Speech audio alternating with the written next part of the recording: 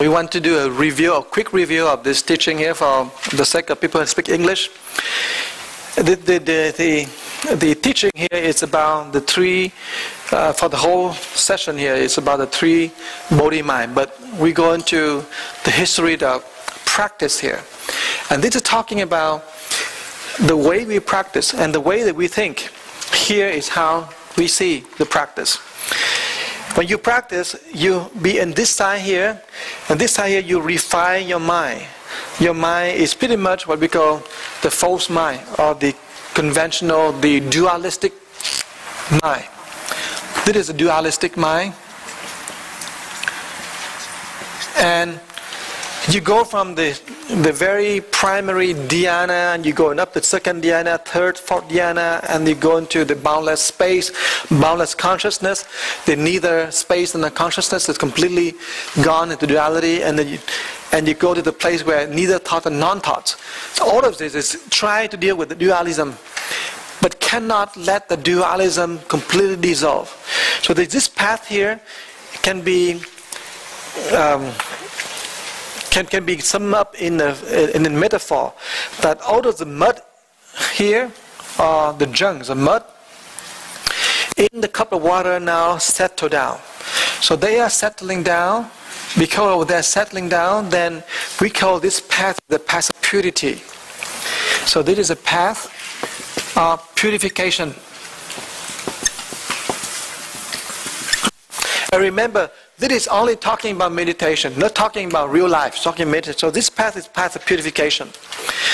Your mind getting settled, all the junks, all the mud, all the desires, all the selfishness, the anger, and all the bad habits, they all slowly settle.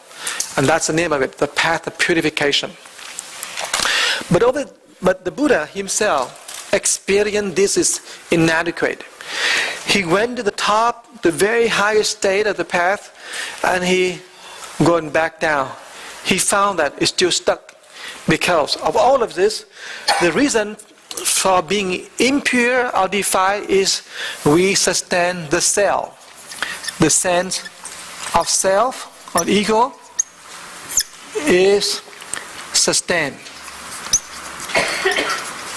So, this path here is a dead end. Going up here, coming down. So we call dead end. So he coming back here, and you look over here, he opened his eyes, and he see a star, very bright in the horizon. He awake to the truth that there is the impermanent, there is the permanent, there is something is the self have never touched. And that past, that sense of self lost. But the sense of boundlessness, the sense of freedom, the sense of permanence reside. So this area here with the sense of non-self now open up. So we write down over here, we call the sense of non-self, not the sense of self, but the sense of non-self. It's unfolded. So you see, in opposed to the sense of self is sustained here, sense of non-self is unfolded. The non-self is called non-dualism or non-dualistic. So he now have a new path, and the path is what we call the path of openness.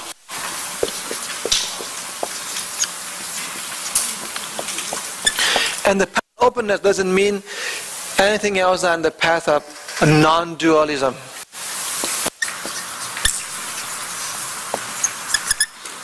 So the same name, path of openness, path of non-dualism. Either way is good. But then, that path can be alluded to the fact that if you want to be non-dualism, then you have the seat of non-duality. And that seat is within the syllables. For example, A is the syllable that open up the Dhamma Dhatu, the highest state of non-dualism. Ra open up to the state of purity, beyond selfishness and desires and without the sense of self. Va open up to the sense of compassion. Shva open up to the wisdom of skill and means. Shma open up to the non-dual awareness. All of this here are the seeds. In other words, if you open these seeds, then you can be in this non-duality, the ultimate state of existence, in the Dhammadhatu. So there is two paths. The path you purify and the path you open up your true mind. So we decided that we go onto this path here, that I write as a big A here, and then a small b. Meaning, the more we open up, the more the clarification and the purification, they start to activate it. So we recognize a true mind, and the false mind slowly will dissolve. That's the power of true mind. This is a paradigm shift.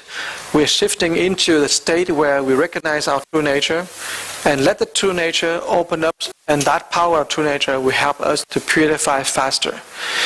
But both paths, they always require you to practice the power of concentration and the power of awareness, even both of this path.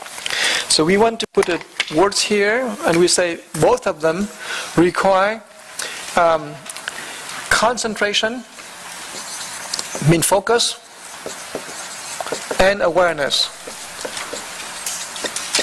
So, if you practice this path here, the more you're going up, the more you become concentrated. But to be aware of the true nature, you need to be aware of your true nature. So this path here has to be combined together. And that is the beauty of the practice. That doesn't matter when you need to enhance your focus power, the concentration power, but at the same time you need to be aware of the true nature. And to be aware of true nature, sometimes it's very wonderful if you practice to hold the syllable, the seat of true mind. So this is the path. And over here, it's just the name of the master of the patriarchs of the past. You have Du Shun, you have Zhi Yan, you have Fa Zhang, you have Chen Guang, and Zhong Mi. This is the masters of the past who create this path of practicing. Thank you, everyone.